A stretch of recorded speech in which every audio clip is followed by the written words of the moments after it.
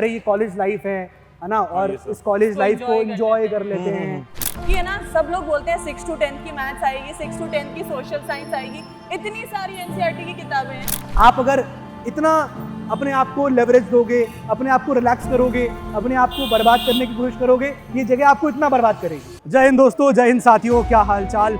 आज मैं हूँ ओल्ड राजेंद्र नगर में, जो कि यूपीएससी की प्रिपरेशन का हब है, जहाँ पर हिंदुस्तान भर से स्टूडेंट्स आते हैं और तैयारी करते हैं और अपने मंजिल को अचीव करने की कोशिश करते हैं। तो आज मैं यहाँ पर अकेला नहीं हूँ, साथ में वरुण सर भी हैं, साथ में आरुषि मैम भी हैं, उनसे मैं आपको मिलाऊंगा। लेकिन एक ये बड़ा जो मिथ है स्टूडेंट्स के अंदर, या फिर एक डाउट रहता है उनके अंदर कि सर हमारा घर या हमारा कॉलेज दिल्ली के अंदर नहीं है, हम इस हब से बहुत दूर रहते हैं, या मेरा कॉलेज जो है वो बहुत दूर है, तो मैं इस हब में आके प्रिपरेशन नहीं कर सकता, वो माहौल नहीं मिलेगा। तो क्या वो बिना माहौल के या फिर उस तरह के बिना हब के क्या ये प्रिपरेशन पॉसिबल है कि नहीं, ये चीज़ों को आज हम तीनों मिलकर यहाँ पर आपको आंसर करेंगे। तो एक बार आरुषि मैम और वरुण सर, तो हमारे चैनल पे हेलो मैम, हेलो सर, हमारे चैनल पे आज सर एंड मैम गेस्ट हैं और सीयूईटी के लिए स्टूडेंट्स को प्रिपेयर करते हैं। मैम के स्टूडेंट्स और सर के स्टूडेंट्स कॉलेज में जाने वाले हैं, और एक बड़ा डाउट इन सब स्टूडेंट्स को ये रहता है कि कॉलेज में चले गए, लेकिन इसके बाद जब हम किसी भी कॉम्पिटिटिव एग्जाम की तैयारी करना चाह रहे हैं तो वो प्रिपरेशन हमें कब से करना चाहिए, कब एक बेटर टाइम होता है, इन सब क्वेश्चंस के आंसर जो है वो आपको हम यहाँ पर देंगे। लेकिन सर एक बड़ी ही और इम्पॉर्टेंट बात होती है जो स्टूडेंट्स यहाँ पर, उनको मैं क्लियर करूँगा, और वो है ऑफलाइन वर्सेस ऑनलाइन का जो एक डिबेट हमेशा से चलता आ रहा है। और मैं हमेशा से यही कहता हूँ कि देखिए, अगर आप ऑनलाइन पढ़ सकते हैं, क्योंकि ऑनलाइन आपका बहुत ज़्यादा इकोनॉमिकल होता है, कम पैसे में आप पढ़ाई कर सकते हैं, तो अगर आप रीच ज़्यादा है, राइट, अगर आप फोकस्ड होकर पढ़ सकते हैं, अगर आप फोकस्ड हैं, आपको किसी तरह का डिस्ट्रैक्शन नहीं होता है, तो आई थिंक सर मैं तो यही कहूँगा कि ऑनलाइन इज़ बेस्ट। और ये नहीं कि ऑफलाइन ख़राब है, ऑफलाइन के अपने फ़ायदे होते हैं, आपके मेंटर्स आपके सामने हैं, आप उनसे चीज़ें पूछ सकते हो, बहुत सारे स्टूडेंट्स होते हैं, दोनों चीज़ों का अपना फ़ायदा है, राइट। और साथ में सर ये होता है ना कि ऑफलाइन में आपके साथ आपको बहुत सारे स्टूडेंट्स होते हैं जिनका शेड्यूल नहीं बन पाता, जिनका टाइम टेबल बिगड़ जाता है, उनको एक शेड्यूल चाहिए, मुझे दिनचर्या चाहिए, मेरा टाइम टेबल हो, सुबह मैं कब उठूँगा, कब क्लास जाऊँगा, तो ये चीज़ें होती हैं। तो ऑफलाइन ऑनलाइन दोनों के अपने प्लस नेगेटिव्स हैं, लेकिन जो मेरे हिसाब से, जैसे हम लोग प्रिपेयर करते थे सर, हम लोग ऑफलाइन में, यही मेरा पास में रूम हुआ करता था, यहाँ पर मैं अभी चाय भी पीता था, आपको भी पिलाने ले चलेंगे। तो हमारे टाइम में सर ऑफलाइन ही हुआ करता था, लेकिन मुझे अब पर्सनली, ये नहीं कि मैं पढ़ा रहा हूँ यहाँ पर इसलिए ऐसा बोल रहा हूँ, but what I personally feel कि अगर आप फोकस्ड हैं तो आप अपने घर से बैठ के पढ़ाई करिए, उससे बेस्ट कुछ भी नहीं है। क्योंकि जैसे हम भी आते थे ना क्लास करने के लिए, तो क्लास के बाद हमें जाके, जब तक हम सेल्फ स्टडी नहीं करेंगे, जब तक हम खुद से नहीं पढ़ेंगे किताब कॉपी खोलकर, तब तक तो कुछ भी नहीं। डेडिकेशन तो हर एग्जाम के लिए बहुत ज़रूरी ही है। बिल्कुल है। तो वरुण सर, इस पे हम बात करेंगे। स्टूडेंट्स आपके जो डाउट्स पूछते हैं, जैसा आप अभी बता रहे थे, वो हम स्टूडेंट्स को भी यहाँ पर कन्वे करना चाहेंगे आप लोगों के थ्रू कि क्या आप लोगों के डाउट्स हैं, है ना। और जो भी करियर अपॉर्चुनिटीज़ हैं, जैसे one of the biggest exam जिसका हम बात करेंगे, जैसे हम लोग यूपीएससी सिविल सर्विसेज एग्जामिनेशन की बात करते हैं, तो बच्चा जब सीयूटी क्रॉस क्लियर करके कॉलेजेस में जा रहा है, तो उसके आपके स्टूडेंट्स क्या कभी इस तरह के क्वेश्चन आते हैं कि सर सिविल सर्विसेज की तैयारी करनी है, तो what should be the right time to start, क्या आप लोगों के वो डाउट्स आते हैं स्टूडेंट्स के, वो भी हम लोग यहाँ पर आंसर करने की कोशिश करेंगे। तो चलिए एक बार चलते हैं, चाय भी पीते हैं और आपको मोमोज भी खिलाऊंगा, डोसा भी खाएंगे और यहाँ पर मैं पास में जहाँ रहता था वो भी आपको एरिया दिखाता हूँ। यहाँ पे गर्मी में चाय पीना सर जूस पिलाते हैं आपको। आइए सर, तो ऐसा ये है ना कि स्टूडेंट्स यहाँ पर नहीं आ पाते हैं, काफ़ी दूर रहते हैं, और तो ये वाइब जो है इस हब की, वो कैसे मिलेगी, उसके लिए भी जो हम लोग ने प्लान किया है, हम लोग कर रहे हैं, दैट इज़ प्रारंभ बैच बेसिकली, ठीक है।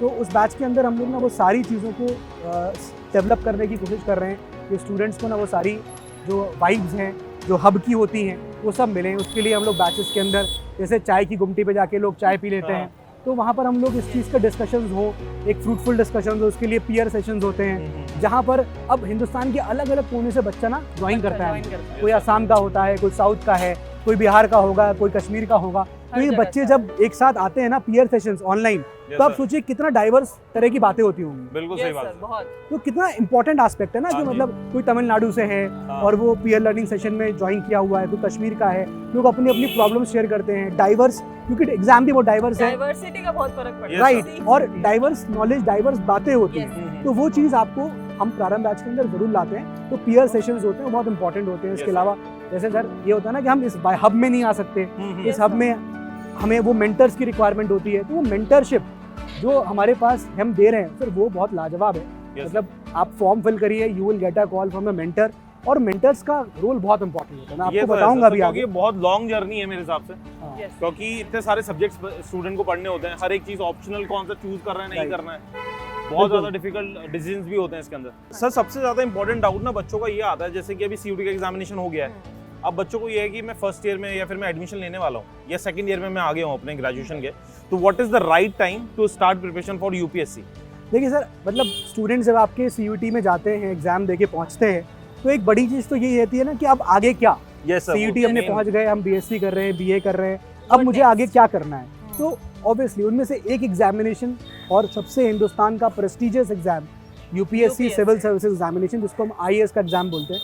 तो ये एग्जाम एक बहुत ही बड़ा एग्जाम है, और इसके लिए अगर आप अपना करियर देख रहे हैं, आप देखना चाहते हैं कि मैं हिंदुस्तान की प्रशासनिक सेवाओं में जाऊँ, एडमिनिस्ट्रेटिव सर्विसेज में जाऊँ, तो आपको उसके लिए जल्दी प्रिपरेशन करना बहुत ज़रूरी होता है। तो जैसे आप कह रहे हैं, जो स्टूडेंट्स पूछ रहे हैं, मेरे ख्याल से उनके लिए बेस्ट आंसर है कि आप एक बार कॉलेज के अंदर गए, तो कॉलेज में आपको जाकर आपको as early as possible start करना है। बहुत सारे स्टूडेंट्स ये कहते हैं कि अरे ये कॉलेज लाइफ है ना, और इस कॉलेज लाइफ को एंजॉय कर लेते हैं, और मतलब इसको भैया छोड़ दो यार बच्चों को, और वो मतलब जी लेने दो उनको ज़िंदगी। तो मेरा ये कहना है कि ठीक है, आप जी सकते हो, सब कुछ है, और बट पॉइंट इज़ कि जिस तरह से अब कंपटीशन बढ़ रहा है, हम लोगों के जब पेरेंट्स का टाइम होता था, जब वो तैयारी करते थे, तो उनके टाइम में क्वेश्चन का लेवल डिफरेंट होता था। आज के टाइम में क्वेश्चन का लेवल डिफरेंट है, और ये डेफिनेटली लेवल जो है ना बढ़ता जा रहा है। सर आजकल मैंने देखा है 12 लाख बच्चा यूपीएससी दे रहा है, 12 लाख बच्चा, और सिलेक्शन सिर्फ 1000 का हो रहा है। बिल्कुल मैम, इसमें क्या है कि बच्चे को शुरुआत कहाँ से, इसलिए क्या जरूरी है कि शुरुआत जल्दी करी जाए?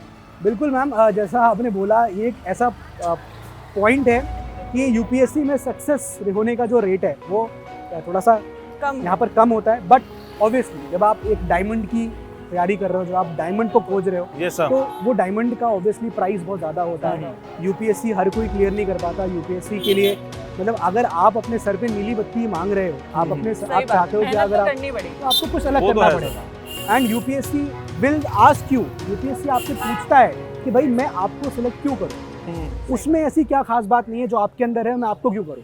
क्योंकि सर देखो, मेहनत सब करेंगे, अर्ली स्टार्ट भी लोग कर देते हैं। एक तो ये कि अर्ली स्टार्ट नहीं करते, वो अर्ली स्टार्ट करना चाहिए। मैंने देखा हुआ है कि लोग, क्या होता था, हम भी होते थे सर, हम पढ़ते थे, तो मैं यहाँ ग्रेजुएशन के बाद आया था। मैंने ग्रेजुएशन के बाद सोचा कि चलो अब मैं यूपीएससी की तैयारी करता हूँ।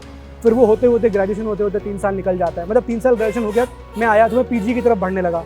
पॉइंट इज कि मैंने ग्रेजुएशन के बाद सोचा, अब उसके बाद एक प्रेशर आता है कि ठीक है, नौकरी मिल रही है कि नहीं मिल रही है, घर वाले पूछते हैं, दोस्त पूछते हैं।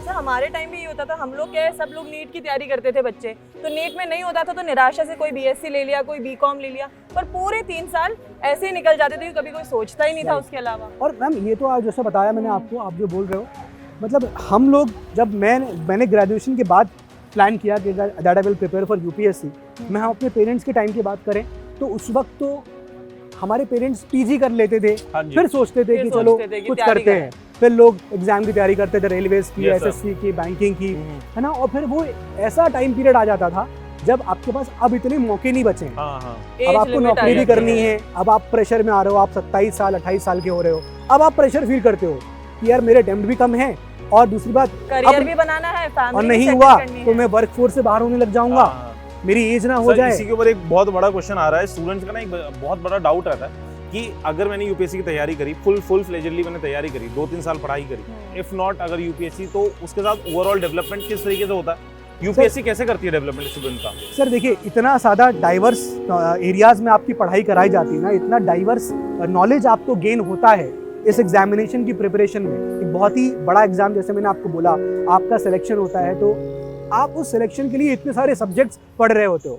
हिस्ट्री है, पॉलिटी है, ज्योग्राफी है, इकोनॉमी है, करंट अफेयर्स है, एनवायरमेंट, इकोलॉजी है, साइंस एंड टेक है, नॉलेज अनदर लेवल पहुंच जाती है। राइट, डिफेंस एंड सिक्योरिटी है, इंटरनल सिक्योरिटी, गवर्नेंस है, राइट, पब्लिक, आपका मतलब ऑप्शनल्स है, एथिक्स है, ऐसे है, मतलब एन नंबर ऑफ चीज़ें हैं, एग्रीकल्चर है, सिक्योरिटी इश्यूज हैं, मतलब सारी चीज़ें होती हैं। मतलब जो हम ये सुनते हैं कि जो इंसान यूपीएससी की तैयारी करता है उसका ओवरऑल पर्सनालिटी भी बहुत इनहांस हो जाती है as a person. Ma'am UPSC ना भगवान बना रहा है एस्पिरेंट्स को, हर चीज़ पता होना चाहिए।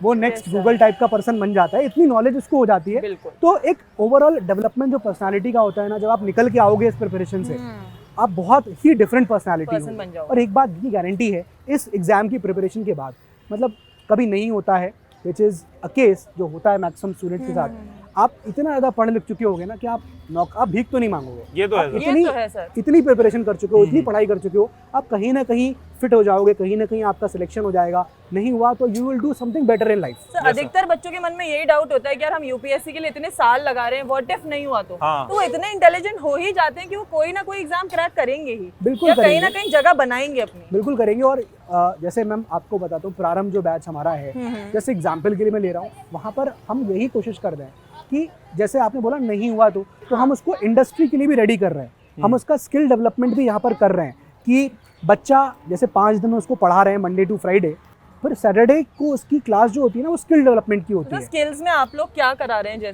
जैसे फॉर एग्जांपल लीडरशिप क्वालिटी हो गया, आज के टाइम में आर्टिफिशियल इंटेलिजेंस काफी जोर शोर पकड़ा हुआ है, चैट जीपीटी हो गया, एआई टूल्स का यूसेज हो गया, Excel, right, Microsoft, communication skills हो गया। मान लीजिए बहुत सारे स्टूडेंट्स होते हैं गांव से आते हैं, यस सर, पढ़ने बहुत अच्छे हैं सर, लेकिन बातचीत करने का तरीका नहीं पता, Communication हम ये नहीं जानते कि हमें कैसे अपनी बातों को रखना है। वो कम्युनिकेशन स्किल बहुत मैटर करती है। आप प्रीलिम्स क्लियर कर लोगे, आप मेंस क्लियर कर लोगे, इंटरव्यू नहीं कर पाओगे। इंटरव्यू नहीं कर पाओगे। मतलब कोई भी है, मैं अपनी बात को रखना भी चाहता हूँ, मैं पढ़ा रहा हूँ आज, अगर मैं अपनी बात को रखना भी चाहता हूँ तो मेरे लिए कम्युनिकेशन स्किल बहुत इंपॉर्टेंट हो जाता है। आज कोई भी जॉब हो, कम्युनिकेशन इज वेरी इंपॉर्टेंट। आपका Very सिलेक्शन ही उस बेसिस पे होता Very है कि आप important. बोलते And कैसे हैं। जैसा अभी आपने स्टार्टिंग में बोला था कि ये बहुत ही वास्ट तैयारी है इसके अंदर, तो इसमें कोई मतलब मेंटरशिप, अगर जैसे अगर कोई प्रारंभ बैच की अगर बात करें तो उसमें मेंटरशिप वगैरह किस तरीके से मिलती है कि हर एक सब्जेक्ट के लिए किस तरीके से होगा? सर जैसे आप लोगों का सीयूटी है, आप लोग सीयूटी में आप लोग मेंटर्स हो अपने स्टूडेंट्स के, राइट, आप लोगों से स्टूडेंट्स डाउट पूछ रहे हैं, आप लोगों से गाइडेंस चाहते हैं, वैसे ही सर यहाँ पर इस यूपीएससी फील्ड में ना मेंटरशिप एक ऐसा पोर्शन है विच इज़ वेरी, लोग इसमें भी स्पेशलाइजेशन यस सर, होती है, मतलब you have to guide a student एक सही रास्ते पे वो चलता रहे। क्योंकि सबसे इम्पोर्टेंट जो पार्ट आता है उसका डिस्क्रिप्टिव पार्ट, मुझे जहाँ तक पता है एस्से राइटिंग वगैरह भी बहुत ज़्यादा इंपॉर्टेंट पार्ट प्ले करता है इसके बहुत अंदर। करता है। और मैं आपको एग्जांपल और देता हूँ, जैसे मान लीजिए क्या होता है कि मेरे घर में कोई भी ऐसा नहीं है जिसने यूपीएससी का एग्जाम कभी दिया भी हो। अब मेरा ये ख्वाब है कि मैं यूपीएससी निकालूं, या मेरा नहीं भी है तो मेरे माँ बाप का रहेगा कि यार हम नहीं कर पाए, लेकिन आप तुम यूपीएससी करो जाके, उसकी तैयारी करो जाके। तो सर ऐसे लोग जिनको बिल्कुल भी कोई आइडिया नहीं है कि what UPSC is all about, तो उनको मेंटर्स की रिक्वायरमेंट बहुत रहती है। जरूरत है। हाँ। हर वक्त आपको एक आदमी चाहिए जो आपका हाथ पकड़ा रहे कि हाथ भाई आप, पकड़ के चलाए जो हमें पूरे रास्ते राइट, तक। क्योंकि मैम मार्जिन नहीं है ना कि हम गलती कर पाए। हाँ, सही आप बात। गलती कर रहे हो अगर, तो आपसे बहुत लोग पीछे, आपसे बहुत लोग आगे हो जाएंगे। बिल्कुल और यहाँ पर इस एग्जामिनेशन में मिस्टेक्स का ऑप्शन या बिल्कुल चांस नहीं है। बिल्कुल नहीं नहीं है। ले सकते। क्योंकि मुझे लगता है कि जब बच्चा प्रिपरेशन स्टार्ट करता है तो बहुत ज़्यादा एंथुसियास्टिक होता है, बहुत ज़्यादा पैशनेट होता है, लेकिन धीरे धीरे काम टाइम जितना बीतता रहता है उतना ज़्यादा ढीला पड़ता रहता है वो। बिल्कुल बिल्कुल सर, ये बात तो रहती है। चलिए सर, मैं आपको पहले हाँ चाय सर, की बात आपने कर बोला था खिलाएंगे पिलाएंगे, वहाँ चलेंगे हम। जहाँ पे आप खाते थे सर। चलिए Yes. Okay okay. यहाँ पर जाके हम लोग आगे से राइट से जाएंगे ना, तो थोड़ा आगे जाके वहाँ पर मेरा रूम हुआ करता था, वहाँ पर मैं रहता था। मतलब आप लोग जैसा देखते हो ना, वो आपने मूवी देखी होगी सर हाँ, अभी आई थी 12th फेल। 12, हम जब रहते थे, मैं रहता था, मेरा रूम जो था सर 8,000 रुपये उसका। सर आपका मंथली कितना खर्चा आ जाया करता था सर? सर मंथली मैं बताऊं तो मतलब उस वक्त, आज से 10-11 साल पहले, ये sir, it was nearly around मतलब 15,000 रुपये तो कहीं नहीं जाते थे, क्योंकि 8,000 रुपये का जो खाली रूम होता था, और उसके अलावा खाना पीना, बुक्स कॉपी खरीदना। किताब Books सब वगैरह, करते yes, करते 15, सर दिस इज अ बहुत बड़ा अमाउंट होता है ये। हाँ, सर क्या और- यही वजह थी क्या कि वो 12th फेल वाला ऐसे छोटी सी वो जगह पे रहने लगा था कि बहुत- आजकल बहुत बच्चों के पास? नहीं वो तो एक रियल स्टोरी भी है आपको। यस सर, बिल्कुल बिल्कुल, वो रियल तो- स्टोरी भी है। नहीं बहुत बहुत डिफिकल्ट होता है, और इसीलिए ना आज के टाइम में एजुकेशन गांव-गांव तक पहुंचे, कोई ऐसा बच्चा ना हो जो इस वजह से तैयारी ना कर पाए कि उसके पास पैसे नहीं है। पैसा नहीं है ये सर। क्योंकि सर गांव में, रूरल एरियाज़ में, या फिर बहुत सारे ऐसे लोग जो फाइनेंशियली साउंड नहीं है, बट उनके बच्चे या वो स्टूडेंट बहुत ही ब्राइट होता है, यस सर, उसको बस एक पुश चाहिए, उसको एक हेल्प चाहिए, गाइडेंस चाहिए कि यार तुम ये कर लो, और थोड़ा भी अफोर्डेबल हो जाता है ना तो वो क्लिक कर सकता है। And Yes, sir. Let me tell you, अगर कभी ऐसे स्टूडेंट्स ऊपर तक पहुंचते हैं, इंटरव्यू तक पहुंचते हैं, yes sir, UPSC definitely pushes them, क्योंकि क्योंकि बिल्कुल। वो लोग, मतलब आप देखो किन कंडीशन से उठ के आए हैं, तो वो ऐसे में डिफिकल्टीज जानते हैं लोगों की। यस सर, वो एक इम्पॉर्टेंट पार्ट होता है। तो सर ये तो रहता ही है, इसलिए मतलब ऑफलाइन ऑनलाइन अपनी दोनों जगह उसके डिबेट्स हमेशा चलते हैं। ऑफलाइन में कोई अगर कोई अगर अपने टाइम टेबल अपने स्केड्यूल को नहीं फिक्स कर पा रहा है तो उसके लिए ऑफलाइन बेस्ट है, Yes, आप sir. Offline Yes, sir. जाइए। लेकिन अगर कोई है ऐसा कि वो ऑनलाइन पढ़ सकता है तो उसको डेफिनेटली ऑप्ट करना चाहिए, क्योंकि एक तो सर आप इस हब से दूर हो, जैसा बार बार हम बोल रहे हैं, Yes, इस हब से दूर हो, आपको वाइब नहीं मिल रही है, तो वो वाइब्स आपको ऑनलाइन मिल सकती है। जैसे मैंने बताया प्रारंभ बैच के अंदर आपके बहुत सारे ऐसे फीचर्स हैं, पीयर लर्निंग सेशंस होते हैं, ब्यूरोक्रेटिक सेशंस होते हैं। आप जैसे कहते हो ना कि भाई ऑफलाइन जाओ तो यहाँ पर ब्यूरोक्रेट से बात करने को मिलता है, वो लोग बुलाते हैं। सिमिलरली हम लोग ये चीज़ ऑनलाइन भी करते हैं। अच्छा। अब सर आज का ज़माना ऑनलाइन का यस सर। है ना। बिल्कुल। एक टाइम था जब ऑनलाइन कुछ था ही नहीं, लेकिन आज जमाना ऑनलाइन का आ Online चुका है। आप देखिए हमारे प्राइम मिनिस्टर कितने सारे चीज़ों का इनॉग्रेशन ऑनलाइन करते ऑनलाइन कर हैं, लेते यस सर। है ना। और हम लोग ऐसे क्वेश्चंस को छोड़ के जाते हैं जनरली, कह रहे ये तो ऑनलाइन हुआ है ना, इनॉग्रेशन नहीं पूछेगा। बट सीरियसली ये आने वाले टाइम में ना, क्योंकि Point वर्ल्ड ऐसी हो रही है ना, श्रिंक कर रही है, Yes, sir. हर Yes, चीज़ sir. टेक्नोलॉजी के साथ छोटी हो रही है, मतलब वर्ल्ड इज श्रिंकिंग। तो ये ऑनलाइन वाली चीज़ें भी ना उतना महत्व रखेंगी। Yes sir. जिस तरह से टेक्नोलॉजी ग्रो कर रही है तो हर चीज़ पॉसिबल है। ऑनलाइन भी ब्यूरोक्रेटिक सेशंस होते हैं, सब चीज़ें होंगी जो स्टूडेंट को टाइम एंड अगेन हेल्प क्योंकि करेंगे। बच्चे क्या, जैसे हमारे बैचेस में बहुत बच्चा वो आते हैं जो बहुत छोटे छोटे गाँव से, और वो लोग क्या करते हैं, कॉलेज अपना ऑन पेपर करते हैं। राइट, वो लोग क्या कॉलेज भी नहीं जा पाते हैं। एग्जैक्टली। तो वो लोग अगर घर बैठ के ही तैयारी कर रहे हैं तो आई थिंक उनके लिए तो ये बेस्ट है। और बिल्कुल है सर प्रारंभ बैच का मतलब टाइमिंग क्या है, कब से स्टार्ट होता है, कितना ड्यूरेशन का टाइमिंग वो है बैच? सर प्रारंभ बैच एक्चुअली हमारा भी 8 तारीख से स्टार्ट हो रहा है। एनीवे 3 साल का ये बैच होता है और इसका यही आइडिया है, स्टूडेंट को अर्ली स्टार्ट करना चाहिए। हाँ तो सर मेरे को लगता है कि अगर फर्स्ट ईयर में बच्चा एनरोल कर ले इसके अंदर। सर वो डिपेंड ये कर रहा है कि स्टूडेंट कौन सा अटेम्प्ट देना चाहता है। हाँ जैसे मान लीजिए स्टूडेंट अगर अभी फॉर एग्जांपल वो स्टूडेंट आज सेकंड ईयर में है, आज वो थर्ड ईयर में है, बट अगर वो प्लान ही कर रहा है कि मुझे 2027 देना है, मुझे 2028 देना है, तो आपके लिए 3 ईयर बैच, मतलब आप स्लोली एंड ग्रेजुअली प्रिपेयर कर सकते हो और अपने प्रेशर लिए भी नहीं पड़ेगा ज़्यादा। प्रेशर नहीं पड़ेगा। बहुत इंपॉर्टेंट पॉइंट है कि अगर आप कोई एग्जाम 1 साल में निकालना चाह रहे हो, कोई एग्जाम आप 2 साल में निकालना चाह रहे हो, 3 साल में करना चाह रहे हो, तो डेफिनेटली धीरे धीरे प्रेशर डिस्ट्रीब्यूट हो जाता है डिस्ट्रीब्यूट हो जाता है Yes, sir. साल दर साल। बिल्कुल। तो ये चीज़ें होती हैं। ठीक है, चलिए हाँ सर। बहुत देर से आप लोगों अब को मैं तो चाय चाय खाएंगे। बोल के आपको चाय नहीं पिला रहा हूँ। हाँ जी। आइए चलते हैं, पहले एक कप चाय हो जाए। Yes sir. फिर होता है ना कि जब हम लोग प्रिपरेशन करते Yes, थे ना sir. सर, तो चाय एक ऐसी चीज़ होती थी, पढ़ने बैठ रहे हैं तो पहले चाय पी लेते हाँ हैं, हाँ फिर पढ़ते हैं, और जब पढ़ते पढ़ते थक गए तो इस चाय की गुमटी पे आ जाते थे। वही बोलते हैं ना सर कि चाय एक इमोशन है, बिल्कुल, जो तो- भी प्रिपरेशन कर रहा है बच्चा। भैया 3 कप चाय दो। तो सर यही होता था कि चाय पे जो चर्चा होती थी ना, हम लोग यहाँ पर बैठ के जब बातें करते थे, बहुत सारे जब दोस्त हमारे होते थे जो साथ में प्रिपरेशन करते थे, तो उनके साथ बहुत सारी बातें हो जाती थी दिन भर की। मान लीजिए कोई अगर न्यूज़ में कुछ आया तो हम लोग उनसे उन चीज़ों पे चर्चा कर लेते थे कि यार ये चीज़ ऐसी आई है, इसका क्या एस्पेक्ट है। कभी कभी तो ऐसा होता था कि लड़ाई हो जाती थी कि तुम गलत बोल रहे हो, ऐसा नहीं होगा, तुम देखना। मतलब बड़ा ही अलग, करंट अफेयर्स भी रिवाइज हो रहे हैं चाय की टपली पर। अरे सर बड़ा मज़ा आता था। और ऐसा रहता था कि हाँ मतलब इट वॉज वेरी फन। ये जो ज़िंदगी थी ना मेरी ORN में उस वक्त बहुत फन थी। लेकिन आज के टाइम पे जिस प्रकार से ना, वो 1 मिनट रुकिए, मैं आप लोगों के लिए, चूंकि आप लोग आए हो मेरी ORN में इधर जो मैं कहता था, उसके लिए आप लोगों के लिए पहले तो थैंक यू मैम। चाय।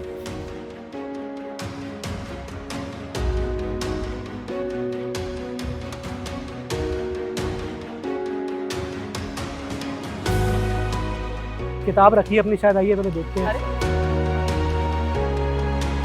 सर एक मेरा क्वेश्चन था, जैसे कि हमारे को यहाँ पे ओल्ड राजेंद्र नगर में तो बुक्स बहुत इजीली मिल जाती हैं, प्रारंभ बैच में मिल रही हैं क्या? फिर प्रारंभ बैच में बुक्स तो मिलती हैं ऑफ कोर्स, क्योंकि NCERT जो है वो काफ़ी इंपॉर्टेंट होती है। अब 6 से लेकर क्लास 12 तक की NCERTs हैं। तो एक तो बच्चे का ना बहुत बड़ा डाउट ये रहता है कि NCERT पढ़नी है कि नहीं। Yes sir. सबसे पहली बात तो सर ये है ना कि गाइडेंस जो है ना बहुत इंपॉर्टेंट होता है। हाँ सर वो तो है। वो Yes, स्टूडेंट sir. हमारे बाहुबली है, हाँ और वो अपने आप को मतलब बाहुबली समझते हैं कि हम तो सब कर देंगे, हाँ छोड़ देंगे। जब स्टार्ट होता है ना सेशन, तो वो NCERT के अलावा कुछ सुन, मतलब सर सिर्फ NCERT सुनना ही नहीं चाहते। बिल्कुल कहते हैं ये नहीं सही हमें है। और बताओ और क्या पढ़ना हाँ। है, और क्या पढ़ना है। और वो जो बेसिक होता है ना NCERT का, उसे मिस करते मिस हो हैं। जाता है। उनकी बलि निकल जाती है, बस बहू बचता है। बिल्कुल सर, बच्चे क्या होते हैं ना, ये क्वेश्चन उनके मन में होता है कि है ना, सब लोग बोलते हैं 6 to 10 की मैथ्स आएगी, 6 to 10 की सोशल साइंस आएगी, इतनी सारी NCERT की किताबें हैं, तो एक कुछ ऐसा जो सब कुछ एक जगह मिले। नहीं नहीं होता है मैम, बिल्कुल होता है।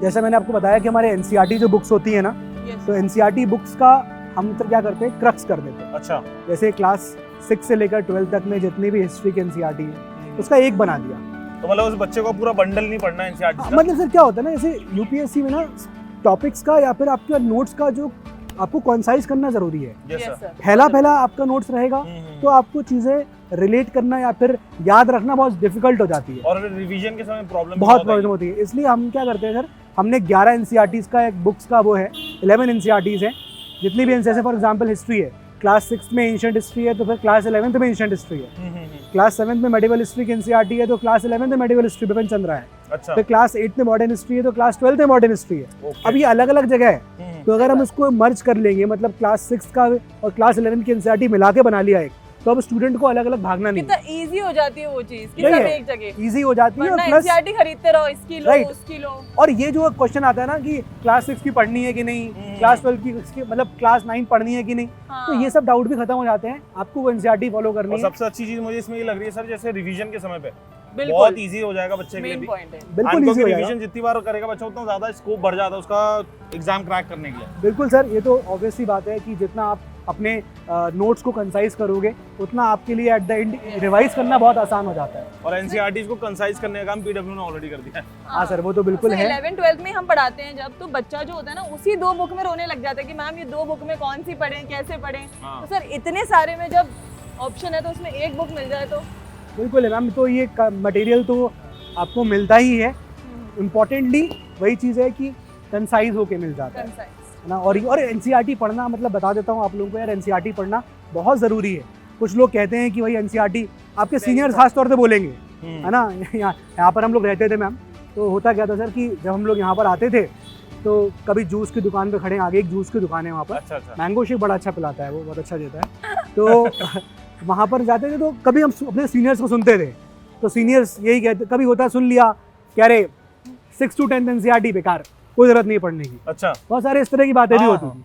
लेकिन कुछ सब्जेक्ट्स ऐसे हैं जिसकी आप 6 to 10 एनसीईआरटी स्किप कर सकते हो, कुछ ऐसे हैं जिनकी स्किप नहीं कर सकते हो। इस बार भी हाँ, पढ़ना ही पढ़ना है। तो ये चीज़ बच्चा हमेशा डाउटेड रहता है कि किसकी एनसीईआरटी पढ़ें, किसकी नहीं पढ़ें। और इसलिए अगर ये जो कंसाइज उसको एनसीईआरटी मिलती है ना, उससे उसका वो डाउट, वो प्रॉब्लम सॉल्व हो जाती है कि यार हमें क्या पढ़ना है क्या नहीं, वो एनसीईआरटी आपके लिए इनफ हो जाती है। तो ऐसे बहुत सारे फीचर्स हैं मैम प्रारंभ के अंदर, मैंने आपको बता दिया। पीयर टू पीयर सेशंस होते हैं, ब्यूरोक्रेटिक सेशंस होते हैं, मेंटरशिप होते हैं, स्किल डेवलपमेंट होता है। मतलब ये तो जो इम्पोर्टेंट पार्ट है सर वो होता ही है। पर्सनालिटी डेवलपमेंट हो रहा है, पर्सनालिटी डेवलपमेंट हो रहा है, बच्चा सिर्फ पढ़ ही नहीं रहा, सब सीख भी रहा और चीज सीख मुझे भी रहा है। सबसे अच्छी चीज इसमें सर प्रारंभ में ये लग रही है कि बच्चे के पास ना टाइम बहुत अच्छा है कि उसके पास एक मतलब ग्रेजुएशन होने के बाद अगर बैठा है बच्चा, उसके पास एक ही साल हो गया फिर 2 साल होंगे, वहाँ पे वो 3 साल पढ़ाई करेगा तो उसका जो प्रेशर है वो भी डिवाइड हो जाएगा बिल्कुल। और वो अच्छी तरीके से मैनेज भी कर सकता है चीज़ों सर आप लोग कॉलेज में आए थे, को। ये सर तो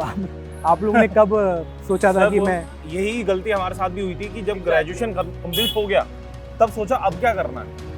तो उस समय पे इतना ज़्यादा प्रेशराइज हो जाता है ना इंसान, क्योंकि उस समय पे जो हमारे साथ के बैचमेट्स होते हैं, किसी की नौकरी लग चुकी होती है, कोई ऑलरेडी प्रिपरेशन करके बुरा लगता है और बहुत डिप्रेशन आता है कि हमारे साथ वालों की नौकरी लगती जा रही है, हम क्या करें। और जिन्होंने फर्स्ट ईयर में तैयारी करी थी उनके सिलेक्शन भी होने शुरू हो जाते हैं। बट आई थिंक आप लोग you are doing fairly good. आप लोग फैकल्टी हो Yes, sir. और एजुकेशन देने से अच्छा और क्या नहीं, वो तो काम सर- हो सकता है। तो ना मेरे मन में एक सवाल है, तो मैं बहुत बार ऐसा सोचती हूँ कि जैसे अब बहुत यंगस्टर बच्चे हमारे साथ जुड़े रहते हैं, तो हर बच्चा क्या होता है नीट की, जेईई की, इनकी, सीयूईटी की, सबकी तैयारी कर रहा है, तो उसके मन में क्या आता है ना, एकदम भड़ास भर जाती है कि हाँ। भाई ये खत्म होते हैं ना, मेरे को तो कॉलेज लाइफ एंजॉय करनी है, होता है ना कि मैं तो अब ऐश करनी है, मजे मम्मी पापा का प्रेशर नहीं है, प्रेशर नहीं है, इंडिपेंडेंट रहेंगे। घर से थोड़ा दूर चले गए हैं और वो ये चीज नहीं समझ पा रहा है कि अगर वो 1-3 साल तैयारी करेगा तो प्रेशर भी बढ़ जाएगा, ईज भी हो जाएगी, सब कुछ मैनेज हो जाएगा। तो बिल्कुल, मतलब एक्चुअली ये बात हम लोग अब समझते हैं, Yes, लेकिन sir. पॉइंट वही है कि जब हम इस एज में थे तो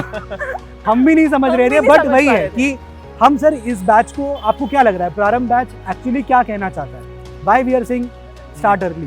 क्योंकि जो हम लोग जिससे गुजर चुके हैं, जो Yes, बात sir. अभी आपने बोली, जो बात मैम बोल रही है, एक्चुअली हम वो नहीं चाहते हैं कि अब वो हमारे और स्टूडेंट के साथ हो।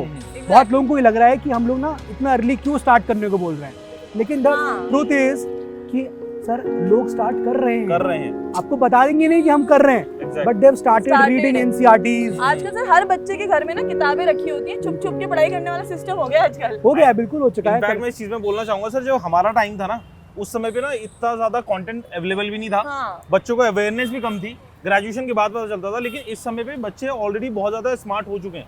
या तो उनके पेरेंट्स बोल देते हैं, गाइड कर देते हैं कि ठीक है आपको ग्रेजुएशन के फर्स्ट ईयर से पढ़ाई शुरू करनी है, फिर उनके मेंटर्स या फिर यूट्यूब के थ्रू भी वो पढ़ना शुरू कर देते हैं। उनका डायरेक्शन फिक्स हो जाता है कि ठीक है यूपीएससी कर रहे हैं, फिर कुछ और करना है हमारा। मैम आप नहीं सर, आप सही बोल रहे हो इस बात को, पॉइंट आपका एकदम वैलिड है कि स्टार्ट जो है वो उस वक्त बच्चे के मन में क्वेश्चन जो होता था Yes, कि sir. कैसे करना है, वो हाँ करने लगे हैं बच्चे यूट्यूब पे अब चीज़ें देख रहे हैं। और कोई भी अगर मान लीजिए इंसिडेंट होता है, कोई इवेंट अगर हो रहा है, कुछ घट रहा है, तो उसकी नॉलेज उसको सोशल मीडिया के थ्रू मिल जाती है। Yes, sir. उसकी वो प्रोज एंड कॉन्स जान रहा होता है तो मैं पहले यहाँ से। पे एक चीज बताऊंगी सर, जैसे आप लोग तो क्या थोड़े बड़े हो गए हो उम्र में, तो मैं क्या थोड़ी यंग हूँ तो मैं आपको ये चीज बताती हूँ सर, जैसे हमारी जो यंग जनरेशन है ना, उनको क्या चाहिए, इंस्टाग्राम देख रहे हैं, रील्स चल रही है, यूट्यूब शॉर्ट्स चल रहे हैं, सब कुछ आजकल ऑनलाइन अवेलेबिलिटी में सबको अच्छा लगता है। लेकिन कि सर हमें एक मिल चीज जाए। यहाँ पे बोलेंगे कि हम भी मैम इतने बड़े नहीं हुए हैं आपके age group we are young at heart.